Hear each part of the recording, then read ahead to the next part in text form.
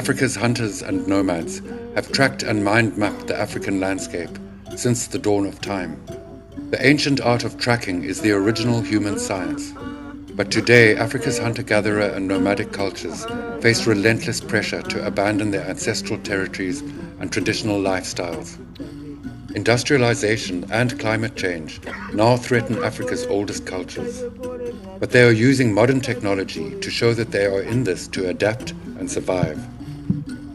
African hunter-gatherer and nomad representatives held a workshop in Namibia on ways to strengthen ancestral ecological skills and to fuse these with modern geospatial mapping techniques. Their aim is to enable hunting and nomadic communities to map the biodiversity and cultural resources of their ancestral territories. This will empower them in land disputes and contribute to the World Database on Biodiversity and Climate Change. The workshop was organized by IPAC, the Indigenous Peoples of Africa Coordinating Committee. Since time immemorial, what we have, in knowledge, and we believe by bringing ourselves together here, we can be able to capture all that, and we can make, a better Africa, and maybe an example to the rest of the world. When I looked at everybody yesterday, I thought all the African indigenous activists are all here, and I hope that when we go back home, we are going to really do a great job towards, putting or to implement some of the issues that we shall get from here. IPAC is an indigenous peoples network that is in 150, that works with 150 organizations in over 22 countries. Je suis de la communauté Pelmbororo du Tchad. Les Pelmbororo sont des pasteurs nomades qui sont des éleveurs. Nous sommes des éleveurs, pasteurs. On fait l'élevage sur des terrains très vastes. Ça veut dire que nous sommes confrontés à des problèmes de terre.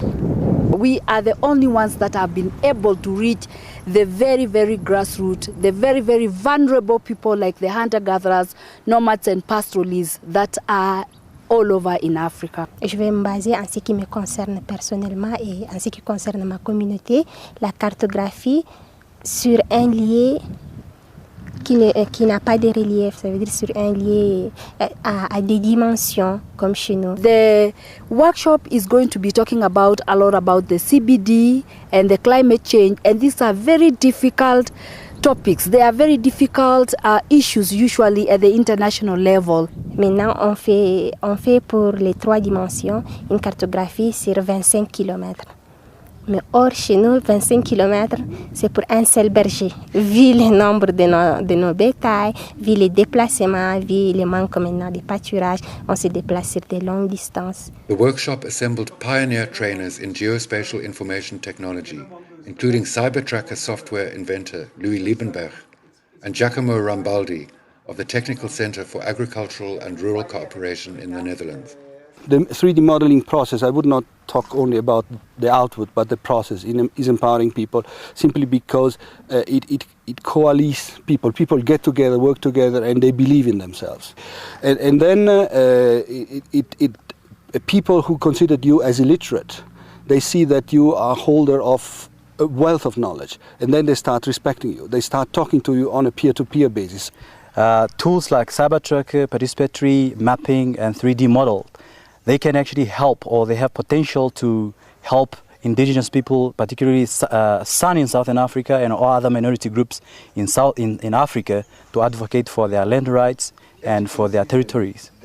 And in most cases, particularly the San people, is that their culture is so land-based, and their land is now being taken away.